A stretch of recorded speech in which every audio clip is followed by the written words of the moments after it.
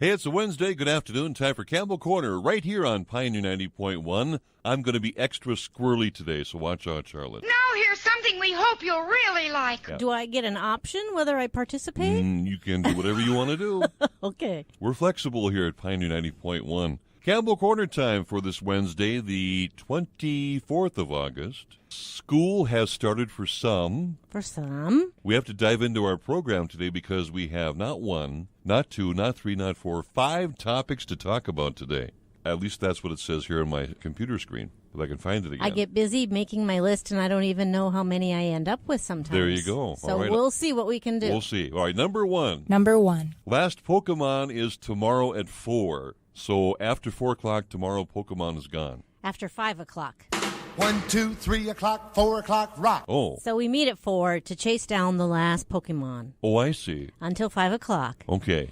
And then it depends upon if people want us to recruit them again or not. We haven't taken a full tally on it. This is your last opportunity to chase them at the library and to tell us whether you'd like us to do it during school. Well, being an honest man, I don't know what this is all about. I don't do Pokemon. I have no clue what they're doing. I can see them walking around either outside or inside with Pokemon you can see walking around? No, these are people playing Pokemon. Huh? But they can see Pokemon walking around. That is the fun of it. Okay. All right. And it's good exercise, too, isn't it? It is. It All really right. is. So the last Pokemon chase is tomorrow at 4.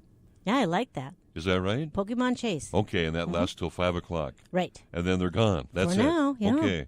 Number 2. Number 2. Coloring Club is Monday from 4 to 6. Is this new? No.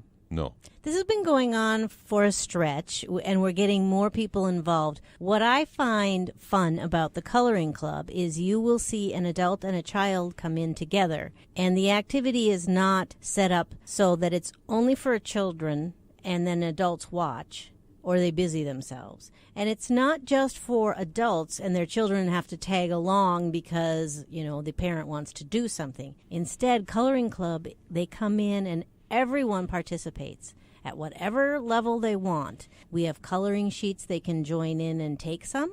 They can create their own coloring. They can bring some and swap them.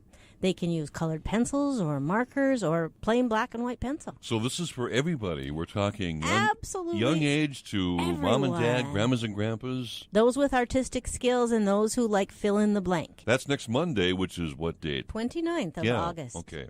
Number 3. Number 23. Nope. Number 3. Yeah, number 3. Labor Day weekend schedule. You're going to be closed because of the big Labor Day weekend holiday. That's right. So All we will right. be closed Saturday, Sunday, and Monday. So they can get their books beforehand. Their books will not be due when we are closed. Doesn't work that way. So they get a little extra stretch if they check their books out 2 weeks before. Okay, so no library hours on Saturday, Sunday, and Monday. September 3rd, 4th, and 5th. Okay, Labor Day on the 5th this year. Right. Make a note of that, boys and girls. Number 4. Number 4. Fall volunteers. Well, the autumn season's not far away. And what kind of volunteers are you looking for in the fall? Oh, I don't know. I heard crunchy leaves under my feet walking to work. So I know. So it's upon us. Actually, there's a number of things that happen in the fall that are different from the summertime. And of course, there is the plants, the flowers. You can always work with them if you'd like to. But we are also starting a lot of our school time activities. So if you are a person who enjoys working with students, or who would like to come in and work with adults, possibly working with teaching them English as a second language, and not so much teaching, but just sharing your beautiful English language with people who are learning it. Mm-hmm. You can also come in and help us get books back on the shelves. Now when we have younger kids coming in a hurry after school to get certain books, there can be parts of the library that get a little messed up, and it's nice to have people who enjoy that sort of thing sorted out. There are all kinds of winter programs. If you want to be a host and a hostess, that's fun too. So you just come on in, you talk to Rita, you say, I'd really like to do this. These are my skills. What can I do? You know, one thing about this institution known as Campbell Library in East Grand Forks, they have a budget, boys and girls. They do. Charlotte has a budget every year, and so there's only so much money to make things happen throughout the year, the calendar year. or the fiscal year, whatever, and to provide all the services and events and all those good things that so many people enjoy, it takes more than those involved who are on payroll, okay? And to maintain what you have right now as that quality source of entertainment, information, knowledge, there needs to be volunteers. This is my soapbox time, by the way. So if you enjoy Campbell, as many folks do, please consider becoming a volunteer. And they're very flexible. Lots of folks have lots of things going on in their lives, whether they're retired or not. So stop on by and talk to Rita and get things lined up. And there's one thing about having volunteers at our library which I consider very special. Other libraries that might be slightly larger will not use volunteers the same way we do. We have them at the front desk. They will help you check in a book, check out a book. They will greet your children. They know a lot of the people who come in by name. Mm-hmm. They will recommend their favorite book that they just read. The thing about having a volunteer at the front desk is that when a patron comes up to the front desk, it's not necessarily trained staff. So not only are our volunteers giving their time and their interests, but our patrons are saying, yes, we know what you're doing. We appreciate the fact that you're a volunteer. And they don't expect them to hurry, and they don't expect them to do things beyond their skill level. Yes. It's very much a cooperative effort from our community and appreciated on both sides. Excellent points. That is wonderful. And again, too, big isn't always better. It's true. It's true. Campbell Library is tucked away off the beaten path of Demers Avenue. Very accessible, very visible, and yet it has a very community-type presence within a very nice community. So it's not that huge monstrosity in a very large metropolitan area where no one knows each other's names. It's by number, code number, bar number, whatever. And that's a huge plus in my book when it comes to service and quality in product. That sound good? That sounds amazing. Well, thank you.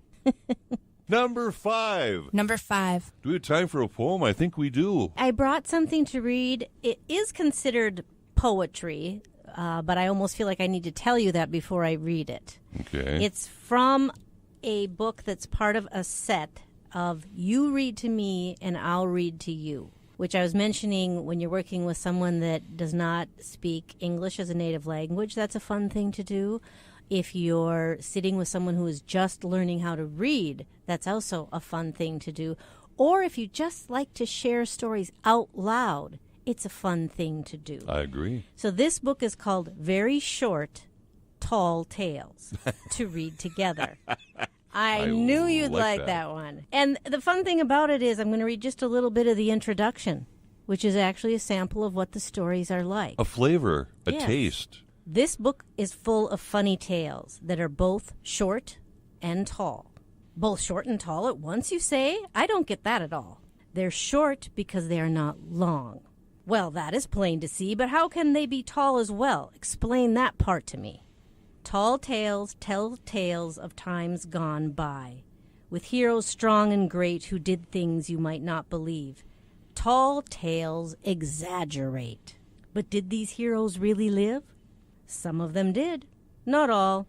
Sometimes the deeds they did are real, but sometimes they are tall. Very nice.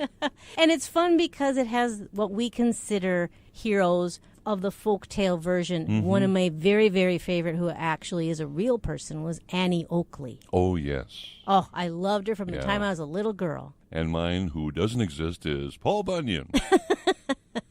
Being a Minnesota guy, a Minnesota boy. Yeah. And you can read about both. Exactly. Mm-hmm. Exactly right. The wonderful world of reading and stories are found at Campbell Library. All right. We have to scoot. How can folks contact the Campbell Public Library of East Grand Forks? They can call us at 218-773-9121.